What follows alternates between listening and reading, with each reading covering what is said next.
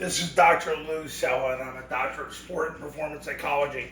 All right, doing things the right way. Look, if you're going to do things the right way as a head high school football coach, running the Flexbone offense, step one always starts with alignment. And alignment has got to be exact. Your center's got to align with his dominant thumb on the laces, his least dominant hand down, stretched as far as he can go. He's got to be able to get into his stance, but he wants to be stretched so the guard and tackle can set deeper so that they can be off the ball to give ground, to get the angle that they need to scoop and veer release. Guards are 2.5 feet away from the center. Now, that means there's a 2.5 foot gap in between them and the center. You're better off being 3 than being 2.49 inches. You want them 2.5 feet away. Dominant hand at the heels of the center, narrower than shoulder width. Dominant hand at the heels of the center, narrower than shoulder width. 2.5 foot gap between them and the center. That means there is a 2.5 foot gap between them and the center. You need this because when you run mid-triple, you've got to replace the read far enough away from the quarterback so he's got time to read your way out. Tackle's got to be 3.5 feet away.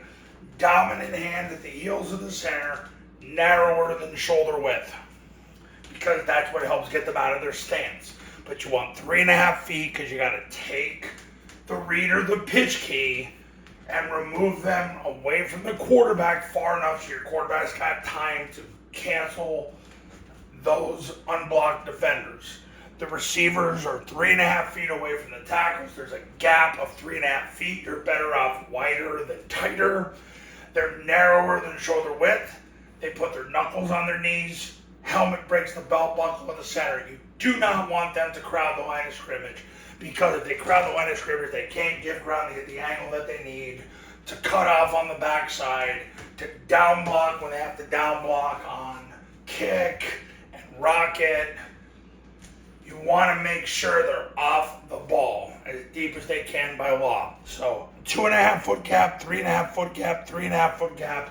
Everybody's narrower than shoulder width so they can get out of their stance, so they can maximize their hip flexibility. Guards and tackles have their dominant hand down, all 5 fingers down at the heels of the center. Their helmet breaks the belt buckle of the center, which is legal in all 50 states. The receiver's helmet breaks the belt buckle of the center. You want them deep as they can be by law. Center's got his dominant thumb on the laces of the ball, the least dominant hand down, with a stretched stance to go back as far as he can go. He's got to be able to get out of his stance though. Quarterback's under center, dominant thumb on the stomach of the center, least dominant hand underneath, about 4 to 6 inches of separation, spread fingers. B-backs. Most high school B-backs with whom I've worked the last 15 years, and remember I've done this in 46 states, their dominant hand's going to be about 3 yards away from the quarterback. There's about a 3 yard gap between him and the B-back and the quarterback. The faster they are, the deeper they need to get. The key is when the quarterback points the ball on zone dive, the B-back's into the ball. When the quarterback points the ball in mid-triple, the B-back's into the ball.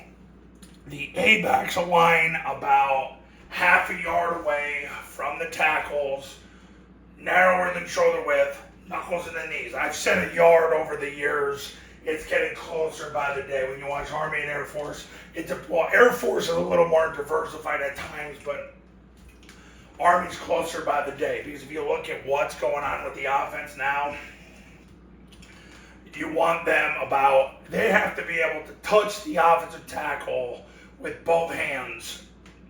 That's how close they need to be. Behind them, narrower than shoulder width, knuckles in the knees. You got to get that down before you get anything else down, because if you allow alignment to fester and you allow these guys to creep in, you allow them to creep in, and then you wonder why your offense doesn't work, it's because you killed the choreography of it, especially on mid-triple. So you've got to make sure that the splits are what they are supposed to be. 2.5, 3.5, 3.5. You want them wider or not wider, but they need to be wide because of the trap too for the running lanes. The bottom line is this: if you allow the alignment to fester, it will trickle down to your offense, and then you wonder why you can't fix problems. That's why. I learned that back in the 90s when I first started doing this. You can't do this with 2-foot splits.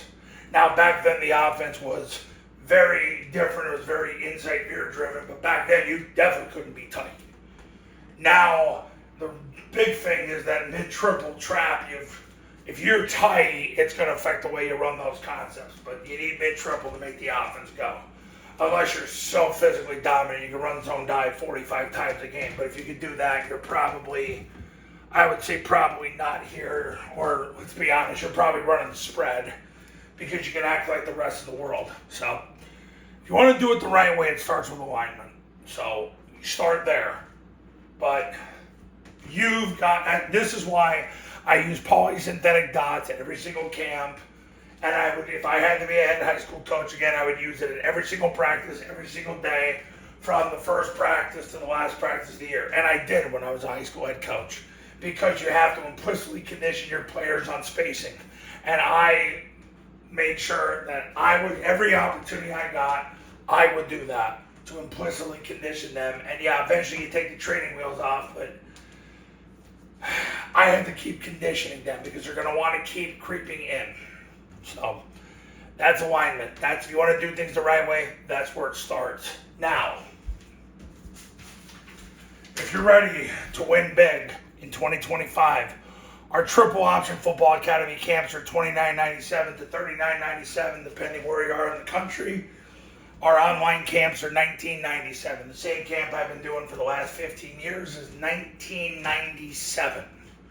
If you do a camp, you get the online academy for free with the camp.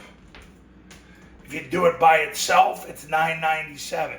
Give me a call for more information, 570-332-0265, and you can start winning in 2025 and beyond. Let's create the elite performance environment now. It's April 1st. Let's get it going now. Let's thrive and advance in 2025 and beyond, starting now. All right, give me a call, we'll talk.